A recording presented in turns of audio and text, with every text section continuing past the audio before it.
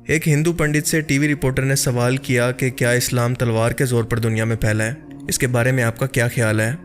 اس کے جواب میں پنڈت نے کہا کہ میں خود قرآن پاک پڑھتا ہوں، رمضان کے روزے بھی رکھ سکتا ہوں، لیکن اسلام تلوار کے زور پر نہیں بلکہ قرآن، رسول اللہ کی سنت اور محمد صلی اللہ علیہ وآلہ وسلم کی سیرت سے پھیلا ہے۔ اگر انہوں نے اسلام تلوار کے زور پر ہی پھیلانا ہوتا تو اسی دن مکہ کو فتح کر لیتے جب ان پر طائف کے اندر لوگوں نے پتھر پھینکے اور خون سے آپ کے جوتے بھر گئے۔ تم رپورٹر لوگ جا کر خود سے ٹھیک سے قرآن پاک کو پڑھو۔ قرآن کہتا ہے بھائی پڑھے جا کے، میں آپ سے بتا رہا ہوں نا، سادھو سنت قرآن کب سے پڑھنے لگے؟ اب کل کو اگر آپ کو یہ معلوم چلے کہ رمضان میں میں شکروار کو روزہ بھی رکھ لیتا ہوں تو اس میں بھی اچھے سے کت ہو جائیں گے۔ روزہ بھی رکھتے ہیں۔ اسلام تو تلوار کی نوک پہ پھیلا نا، ایسا تو کہا جاتا ہے نا۔ اگر اسلام تلوار کی نوک پہ پہنچتا تو حضرت محمد صاحب اسی وقت مکہ مدینہ ختم کر چکے ہوتے جب ان کے اوپر پتھر مارے گئے تھے۔ شانتی سے سنو، ان کے اوپر پتھر برسائے گئے تھے نا، ان کے پیروں کی جوتی تک میں خون بھر گیا تھا، تبھی اسلام ختم کر دیتے وہ۔ اسلام پھیلا ہے تلوار کی نوک پہ نہیں، قرآن پہ، حدیث پہ، حضرت محمد صاحب کی جیون پہ جا کے پڑھو قاعدے سے۔ طائف کا سفر رسول اللہ صلی اللہ علیہ وآلہ وسلم کی زندگی کا سب سے مشکل اور تکلیف دہ سفر تھا۔ قریش مکہ نے جب رسول اللہ صلی اللہ علیہ وآلہ وسلم کی دعوت کو بار بار ٹھکرا دیا تو آپ صلی اللہ علیہ وآلہ وسلم اس بات سے اچھی طرح سے واقف تھے کہ قریش جو کہ مدتوں سے شرک اور بت پرستی کے اندر پڑ چکے ہیں، اتنی جلدی پیغام حق کو قبول نہیں کر سکتے، تو آپ صلی اللہ علیہ وآلہ وسلم نے مکہ کے قریب شہروں کے اندر اپنی دعوت کا آغاز کرنے کا سوچا، اور اس مقصد کے لیے اپنا سب سے پہلا انتخاب مکہ کا قریبی شہر طائف کو چنا۔ نبوت ملنے کے 10ویں سال آپ صلی اللہ علیہ وآلہ وسلم نے اپنے منہ بولے بیٹے حضرت زید بن حارثہ کے ساتھ طائف کا سفر شروع کیا۔ خاندان بنو ہاشم کی طائف کے اندر رشتہ داریاں بھی تھیں، یہاں تک کہ یہاں کے چند قبیلوں کو آپ صلی اللہ علیہ وآلہ وسلم کے ماموں کا خاندان بھی کہا جاتا۔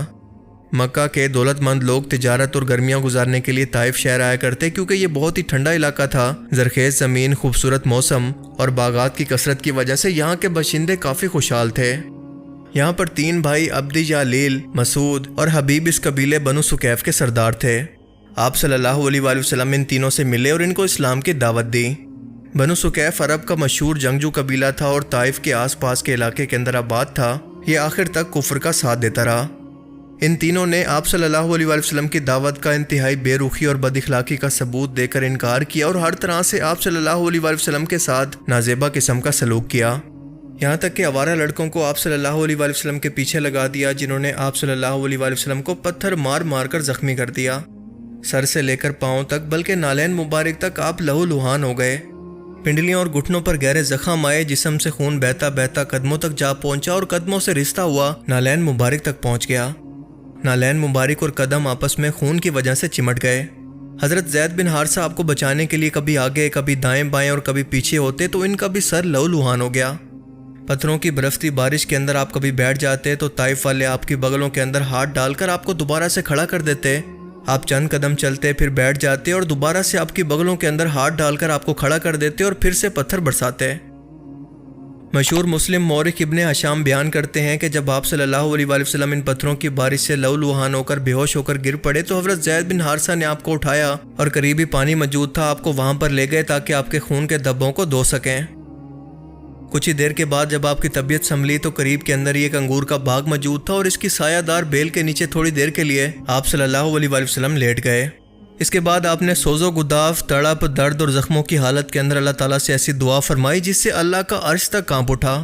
اس دعا کے الفاظ کچھ ایسے تھے: اے اللہ، میں تجھ سے ہی اپنی بے بسی کا شکوہ کرتا ہوں، یہ لوگ مجھے رسوا کرنا چاہتے ہیں، اس کا شکوہ بھی میں تجھی سے کرتا ہوں۔ اے سارے مہربانوں سے زیادہ مہربان، اے میرے پروردگار، آپ مجھے کن لوگوں کے حوالے کر رہے ہیں جو مجھ سے دور ہیں، جو مجھ سے منہ چڑھا کر بات کرتے ہیں، اور اگر تو بھی مجھ سے ناراض نہیں تو مجھے کسی بھی بات کی پرواہ نہیں۔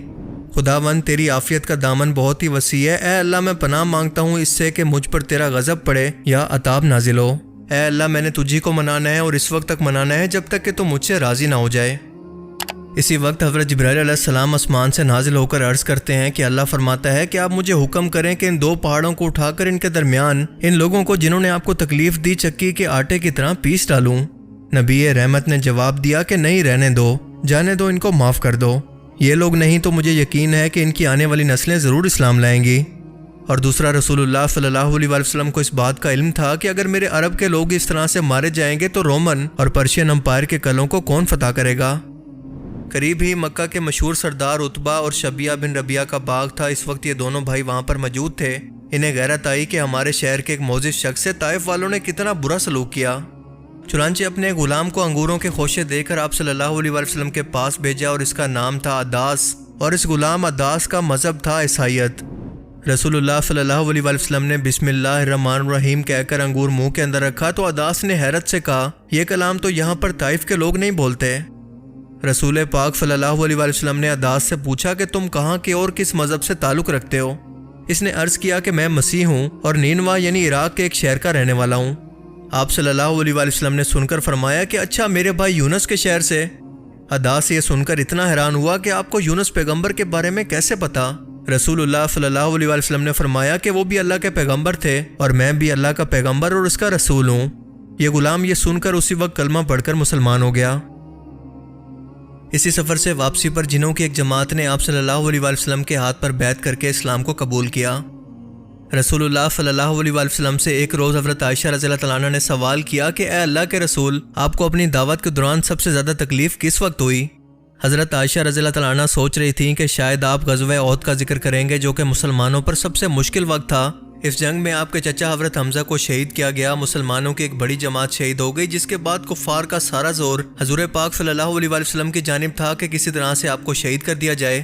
اس پر صحابہ کی ایک بہادر جماعت نے آپ صلی اللہ علیہ وآلہ وسلم کو گھیرے میں لیا اور آپ کی حفاظت کرنا شروع کی۔ انہی صحابہ میں سے حضرت مصعب بن عمیر رضی اللہ تعالیٰ عنہ اچانک سے شہید ہو گئے، جن کی صورت مبارک رسول پاک صلی اللہ علیہ وآلہ وسلم سے کافی ملتی تھی۔ کفار نے اچانک سے شور مچا دیا کہ نعوذ باللہ محمد شہید ہو گئے۔ اس پر مسلمانوں نے شدت سے جنگ شروع کر دی کہ حضور پاک صلی اللہ علیہ وآلہ وسلم کے بعد زندہ رہ کر ہم لوگ کیا کریں گے۔ اسی دوران ایک صحابی کی نظر آپ صلی اللہ علیہ وآلہ وسلم پر پڑی تو انہوں نے دوسروں کو بتایا کہ حضور پاک ابھی تک زندہ ہیں، ہم میں موجود ہیں، جس کے بعد لوگ آپ کے ارد گرد جمع ہو گئے۔ اب کفار آپ پر ہر طرف سے حملہ کر رہے تھے، لیکن آپ کے جانثار صحابہ ہر وار کو اپنے اوپر اپنے سینوں پر برداشت کرتے رہے۔ اس وقت میں حضور پاک صلی اللہ علیہ وآلہ وسلم کا چہرہ مبارک زخمی ہوا اور آپ کے 2 دندان مبارک شہید ہو گئے، تلوار کی کڑیاں چہرے کے اندر چھپ گئی۔ لیکن اس حالت کے اندر بھی آپ کی زبان مبارک پر کچھ یہ الفاظ تھے، اے خدا میری قوم کے ان لوگوں کو معاف فرما، یہ نادان ہیں، یہ نہیں جانتے کہ یہ کیا کر رہے ہیں۔ رسول اللہ اپنے چند جانثار صحابہ کو لے کر پہاڑ کی چوٹی پر چڑھ گئے۔ کفار نے پیچھا کرنا چاہا لیکن پتھر برسا کر ان کا حملہ روک دیا گیا۔ پر اللہ کے رسول نے احد کی اس تکلیف کا ذکر کرنے کے بجائے حضرت عائشہ سے فرمایا، جس کا مفہوم ہے کہ مجھے سب سے زیادہ تکلیف طائف کے اندر ہوئی تھی۔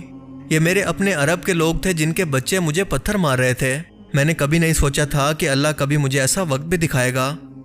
اللہ کے رسول صلی اللہ علیہ وآلہ وسلم نے اسلام کی تبلیغ کے لیے اتنی تکلیفیں اٹھائی، حالانکہ قریش مکہ نے یہ کہا تھا کہ اے محمد مانگو تمہیں کیا چاہیے، دولت، سرداری یا عورت، تم جو بھی چاہو ہم تمہیں اتنا اور بہترین دیں گے کہ تمہاری آنے والی نسلوں کے لیے کافی ہوگا، بس اسلام کی تبلیغ چھوڑ دو۔ مگر اللہ کے رسول صلی اللہ علیہ وآلہ وسلم نے فرمایا کہ اگر تم میرے ایک ہاتھ پر سورج اور دوسرے پر چاند لا کر رکھ دو، میں تب بھی اسلام کی تبلیغ کو نہ چھوڑوں، کیونکہ یہ ذمہ داری مجھے اللہ نے دی ہے۔ رسول اللہ صلی اللہ علیہ وآلہ وسلم نے تمام دنیا داری کو چھوڑ کر اسلام کی تبلیغ کے لیے اتنی تکلیفیں برداشت کی، کیا کوئی آج کے وقت کا انسان بھی ان کا تصور بھی کر سکتا ہے؟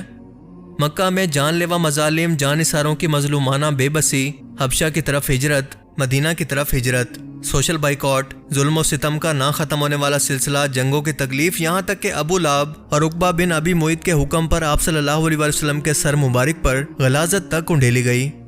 ان تمام تکلیفوں کے بعد اگر کوئی شخص یہ کہے کہ اسلام تلوار کے زور پر دنیا کے اندر پھیلا تو اس کو یقیناً اپنی عقل کا علاج کروانا چاہیے۔